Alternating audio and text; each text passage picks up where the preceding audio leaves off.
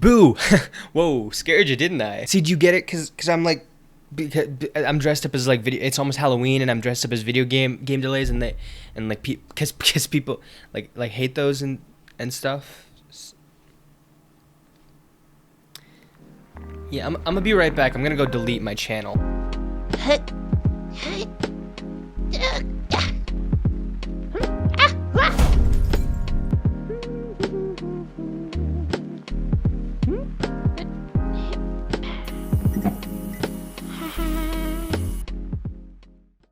Solar Ash is one of those games that I feel like has flown under the radar despite being wickedly cool looking and unique, and also being helmed by the people who made Hyper Light Drifter, which is a beloved and critically acclaimed game. It was supposed to come out basically right now, the end of October, but it faced a short delay and it got moved to December 2nd. And the amount that the delay was talked about or shared was basically zero. Aside from the direct replies to the delay, I couldn't really find people talking about this, discussing it anywhere, caring at all, and I found that really weird because this was one of the games that was at one of those wildly popular Sony showcases last year, and it just looked insane and weird in the best way possible, and considering the name that's behind this, I feel like more people would have cared about this. And so because I feel like this game really isn't getting a lot of coverage, I kind of wanted to go through in this video why I think it deserves a bit more attention, and explain to people who are on the fence about it, maybe it just wasn't what you were expecting or wanting from Heart Machine's second game, or maybe it's just not grabbing you in general, why I think we're looking at something really special here. And this is coming from somebody who did momentarily have that feeling of being a little bit let down by what this game actually ended up being compared to what I wanted it to be. One of my absolute favorite games from the last year or so, I just keep coming back to this game because it's so addictingly fun,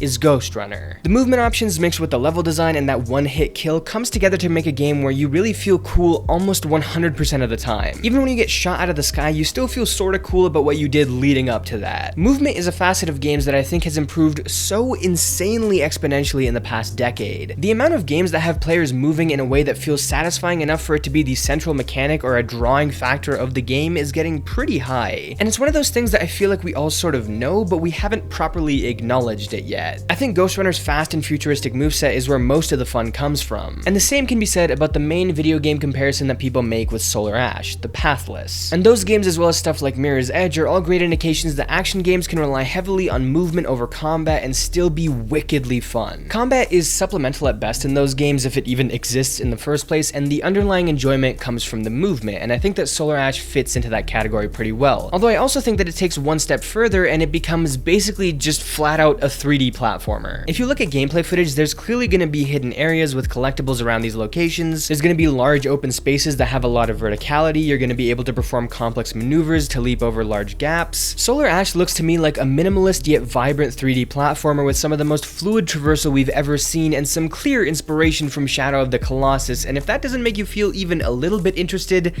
I don't think we can be friends. I think structuring the combat around being fluid rather than anything complicated or something that halts your movement in any way is a really good call. I'm sure the enemies that you face later on in the game will get tougher than the ones that we've seen so far, but I also bet that that difficulty will come more from timing rather than enemies being bullet spongy or hitting you fast and hard. One thing about Hyper Light Drifter is that the combat in that game is also incredibly simple. It's a lot slower and more purposeful though, so it makes the game feel very different to how Solar Ash looks. This game is kinda neon minimalist Zelda, and this one's kinda neon minimalist Mario x Sonic, but not like the Olympic game. You know what I'm saying? Shut up. But I think that Heart Machine understands that combat oftentimes needs to be less about complexity and precise timing and parrying and combos, and instead needs to simply complement the rest of the game. Hyper Light Drifter was an adventure game where you were somewhat out of your depth, and as such, with the slower pace, you had combat where every move was important and enemies had low health, but you had almost no health. To put it simply, I think all of the combat decisions were informed by the rest of the game. I have confidence in Solar Ash being as enjoyable of a gameplay experience as Heart Machine's first game because they really seem to be making systems that all fit into a singular vision of fluid movement. Like a lot of games now, we have a grapple in Solar Ash, but there's been a concerted effort to make that grapple flow well and preserve motion. The way that you fling out afterwards or are able to immediately bolt out of grapple points. There's no pulling yourself up or slight hitch in movement when you try to grapple to an area. Same with hitting blocks or enemies to keep yourself afloat. The conservation of motion is clearly incredibly important to this game. And circling back to the combat, I think that while looking at this footage, it might seem very simple simple and like it doesn't add much to the experience, I can definitely see it clicking a lot more when we get our hands on it because it seems designed to be fun in the context of the rest of the game feel. So we can't really appreciate it when we're looking at just videos alone. I'm really curious to see how the larger, I guess, boss battles that we've seen in this game are gonna be. Like everyone says, Shadow of the Colossus clearly had some inspiration on this game with how it's handling its bosses. They seem almost like giant moving puzzles, though again, the team made sure to make fluid movement the centerpiece of these moments as well. But since we've seen so little of this, it's what I'm most interested in seeing how it actually plays out in the game. Shadow of the Colossus is a game where so much of what it did still hasn't been replicated or matched to this day. So I wonder if Solar Ash will be able to put its own spin on it and give us something that's unique and yet equally as interesting. And yes, I'm aware that I'm throwing out about 100 comparisons in this video, but I think that's because I see Solar Ash as a real culmination of a lot of things that have come before it, because ultimately, it looks primed to carve out a bit of new ground despite all of these similarities. Even if the pathless comes to everyone's minds, I think that this game is ultimately going to separate itself quite a bit from that when it comes out in December, barring any extra delays. Speaking of delays,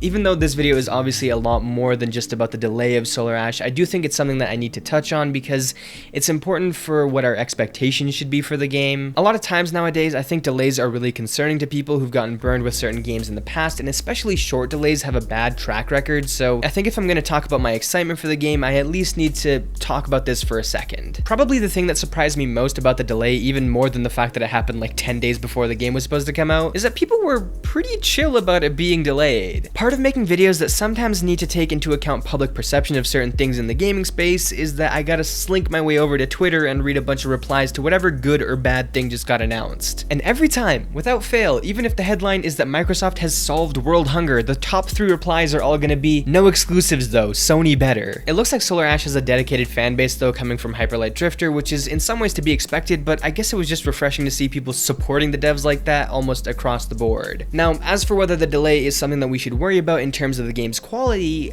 I really don't think so. You know how anytime anything gets delayed, somebody will immediately slap on that massive throbbing Miyamoto quote about games getting delayed that's become a meta meme at this point? The thing is, the more time passes, the less correct that quote also becomes. There have been so many delayed games that have still suffered problems at launch in recent years. But I think that usually with a smaller team like this, who also have a smaller scope, as in the breadth of mechanics is pretty concise and focused, for that case, short delays are usually just for performance purposes and minor yet irritating bug fixes more than they are to patch up a broken game entirely. A good recent example of that would probably be Kena Bridge of Spirits. Solar Ash clearly hinges on its movement and fluidity, so if the performance isn't amazing, then the entire gameplay experience will suffer even more than it would in other games. And in the gameplay trailer, we do see a bit of stuttering here and there, so my best guess is that the delay is for them to polish and refine this title, not try to stick 100 bandages on a broken project. I really don't think that this game is going to be broken or unfinished at launch. The last thing that I wanted to talk about is that despite all the differences between this game and Hyperlight Drifter, the combat, the style, the pace and focus of gameplay, the number of dimensions, really nearly everything, I think that the one thing that Heart Machine seems to be carrying over from their first game is the exact same thing that made that game great, above all else. And it's why I have so much confidence in their second game, and that's the art and imagery. I've talked about the imagery of Hyperlight Drifter before on this channel, and I think it's a true achievement in visual storytelling. There's absolutely no words in the game, people talk in straight up pictures, and when the game decides to hit you with a cutscene, you better be ready for a highly concentrated and uncontrollable volume of art. And although Solar Ash has decided to have dialogue and voiceovers, the artistic side of this game absolutely remains, and it's been a joy to catch any glimpse of. Not only have we seen the sinister and off-putting imagery taking place in some kind of nearly empty void filled with rising ink or blood, and some kind of life form made out of light that's been severed in multiple locations, but even the game world itself, from what we've been shown, can be paused at any point, and we seem like we're looking at a painting. The whole game seems to take place atop the clouds, and the color palette is insane. We've seen vast open areas with massive obelisks being flushed with turquoise lights, dilapidated buildings and tower walls. We've seen Luigi's mansion and Bowser's castle. Did you think the Mario comparison made no sense? Well, take that, you son of a... Seriously, go watch the release date trailer, and even though it's...